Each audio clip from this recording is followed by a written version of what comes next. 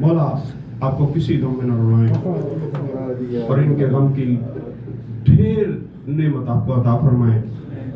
میرے دوستوں بزرگوں بھائیوں، ایک بڑی مخدومہ ہے، ایک 4 سالہ معصومہ ہے۔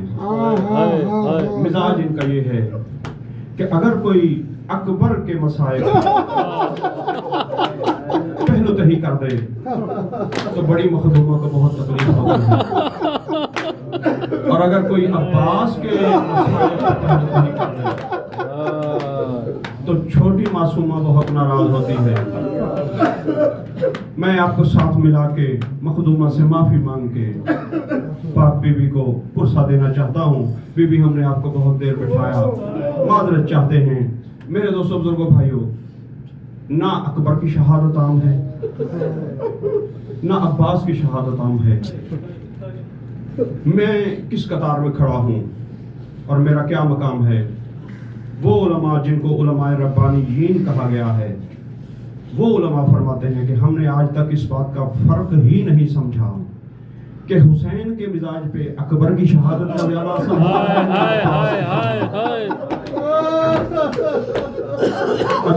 حسین مولا آپ کا ہونا قبول و منظور فرمائیں۔ فرماتے ہیں ہمیں آج تک اس بات کا پتہ نہیں چل سکا کہ حسین کے مزاج پہ کس شہادت کا زیادہ اثر ہوا ہے۔ اثر تو یہ ہوا ہے کہ میرے دوستوں بزرگوں بھائیوں، خیمے کے دروازے پہ کرسی ہے سلطان کربلا کی، میدان کی طرف دیکھ رہے ہیں، بہت خوبصورت جنگ لڑ رہا ہے اکبر۔ اچانک اکبر نے زین چھوڑی، سلطان کربلا نے کرسی چھوڑی۔ اب چوٹ لگے تو معاف کر دینا صاحب، میں آپ کی قوم کا چھوٹا سا خادم ہوں، للہ مجھے معاف کر دیجئے گا، آپ کے دل کو تکلیف ہوگی۔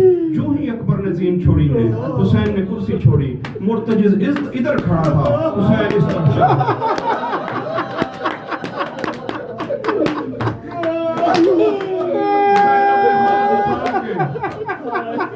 ہاتھ تھام کے مرتجز کی کمر پہ ہاتھ رکھوا کے فرمایا بھیا مرتجز تو ادھر کھڑا ہے، فرمایا جب سے اکبر نے زین چھوڑی ہے دنیا پھیر ہو گئی ہے۔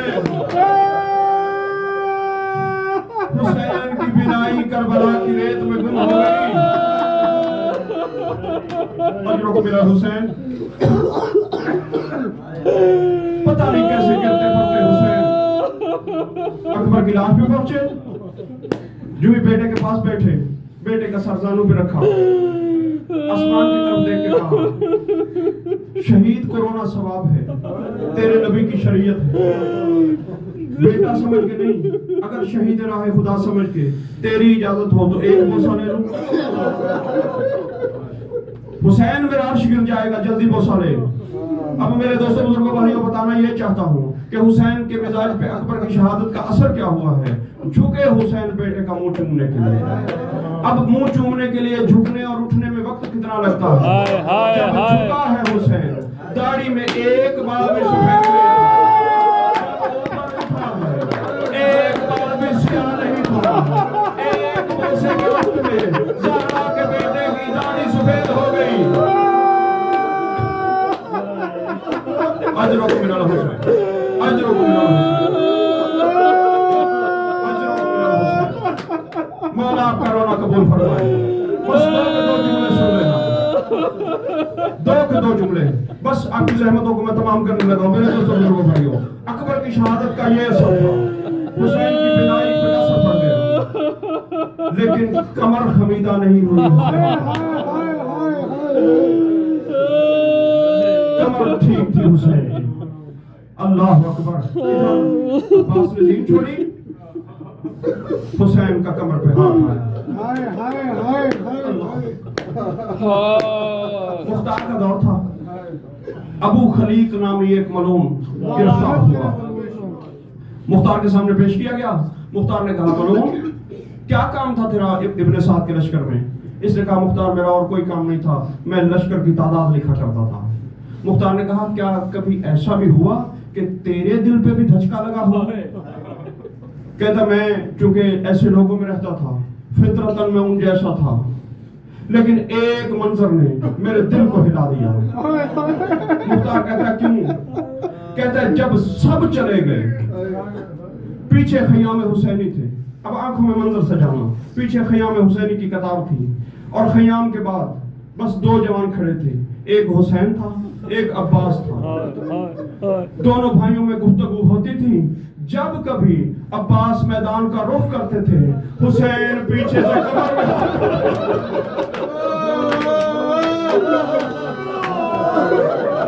عباس اگر تو چلا گیا میری زینوں کا کیا ہوگا, میری سکینہ مر جائے گی.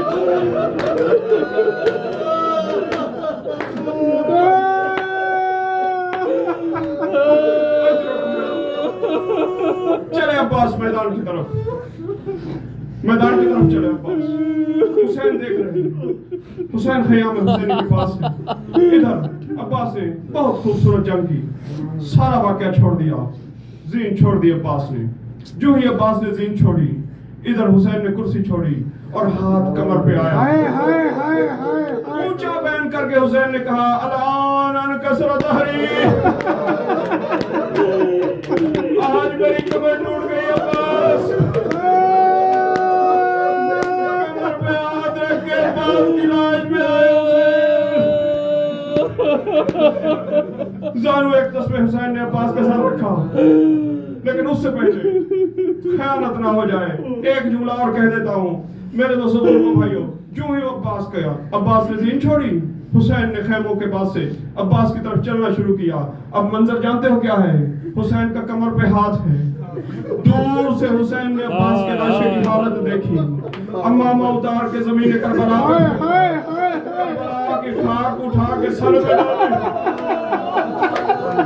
پہلا نوحہ عباس کا حسین نے میدان کربلا میں کہا عباس آج کے بعد شامی چین گرا. عباس آج کے بعد نہ میری سکینہ سوئے گی نہ میری زینب سوئے گی. پہنچ گئے بھائی کے پاس میرے مولا حسین, بھائی کا سردانوں پہ. اب جانتے ہو کہ کیوں حسین نے امامہ زمین پہ دے مارا؟ اکبر کی لاش پہ آتے ہوئے حسین نے ایسا نہیں کیا. اکبر کی لاش پہ آتے ہوئے حسین نے لوہا نہیں پڑا. اکبر کی لاش پہ آتے ہوئے حسین نے خاک کربلا کو سر پہ نہیں ڈالا. جانتے ہو کیوں؟ منظر ایسا تھا عباس کی لاش کا. میں نے کہہ دیا اور تم نے سن لیا. یہ حسین سے پوچھو جس نے اپنے بھائی کو ایسی حالت میں دیکھا. پڑھنے والے تمہارے نام سے سناتے نہیں ہیں. اور میرے دوستوں بزرگ فرمائیے تمہیں بس یہی بتایا جاتا ہے عباس کے ہاتھ کاٹے گئے. عباس کے صرف ہاتھ نہیں کاٹے گئے, کہتا ہوں یدائے ہے بڑی جگہ ہے. عباس کے ہاتھ بھی کاٹے گئے, عباس کے قدم بھی کاٹے گئے. پہنچ گئے حسین عباس کے قدم میں. بس ختم کرنے لگا ہوں میں. دو کے دو جملے سن لو. اگر یہ نہ کہے تو سکینہ ناراض ہو جائے گی. اور میں مخدومہ کی ناراضگی لینے جوگا نہیں ہوں. اور میرے دوستوں بزرگوں بھائیوں, پہنچ گئے حسین بھائی کی لاش پہ. کبھی حسین بھائی کے بازوؤں کے زخم چومتے ہیں, کبھی بھائی کے کاندھے کے زخم چومتے ہیں. رو رو کے کہتے ہیں عباس میں تیری لاش کی کبھی کہتا. عباس کہتے ہیں مولا نہ لے جانا, مجھے سکینہ سے شرم آتی ہے, میرا لاشا سے یہیں پہ چھوڑ دینا. بس عباس کا یہ کہنا تھا. وہیں پہ مقتل پہ عباس کو سوتا ہوا چھوڑ کے جیسے پورے دن کا تھکا ہوا مزدور شام کے وقت تھک ہار کے گھر جاتا ہے. حسین اٹھے, کمر خمیدہ ہے, چادر کندھے میں ڈالی, آہستہ آہستہ چلتے چلتے حسین خیام میں پہنچے. جو ہی خیام کے دروازے پہ پہنچے سکینہ سراپا دروازے پہ بابا کو کچھ نہیں کہا. جو ہی حسین خیمے میں داخل ہوئے, داخل ہو کے حسین دو زانو ہو کے خیمے میں بیٹھ گئے. آنکھوں کی آنکھوں میں حسین نے جناب زینب سے کوئی بات کہی. جو ہی جناب زینب سے کوئی بات کہی سکینہ سامنے آئی. بابا جان آپ اکیلے آ گئے, میرا چچا غازی حسین نے رو کے کہا سکینہ تیرا چچا مارا گیا, اب تھوڑا سکینہ کو جلال آ گیا، بابا سے لاڑ میں آ کے کہنے لگی بابا جان سے مارا تو میرا بھائی اکبر بھی گیا تھا، اکبر کا لاشا خیال میں آ گیا تھا، میرے چچا کو آپ وہیں چھوڑائے۔ حسین نے کہا سکینہ تیرا چاچا کڑیم جوان ہے، میں بوڑھا ہوں، مجھ سے پاس کا لاشا اٹھایا نہیں جاتا۔ بی بی رو کے کہتی ہے پھوپھی زینب اٹھو، پھوپھی رباب اٹھو، میں مجھے اٹھو، میرے ساتھ مت جاؤ، میرا چچا بات بگڑ گیا۔ اللہ لعنت اللہ علی القوم الظالمین۔ بار الہ مجلس اعضاء کو مقبول منظور فرما، تمام مومنین کی حاضری اپنی بارگاہ عالیہ میں قبول و منظور فرما، میرے مالک بانیان کے اس انتظام کو اپنی بارگاہ قدسیہ میں قبول و منظور فرما، میرے مالک محمد و آل محمد کا صدقہ ہماری جڑی طبیعانی اپنی بارگاہ عالیہ میں قبول و منظور فرما، میرے پروردگار جو بیمار ہیں ان کو تندرستی عطا فرما۔ ایک بار خاص طور پہ آمین فرمائیے گا۔ میرا بیٹا بیمار ہے، میرا پروردگار محمد و آل محمد کا صدقہ میرے بیٹے علی حجت کو زندگی اور صحت و تندرستی عطا فرما۔ پروردگار عالم محمد و آل محمد کا صدقہ جو مقروض ہیں ان کا قرض غیب سے ادا فرما۔ میرے مالک جو تنگ دست ہیں ان کی تنگ دستی دور فرما۔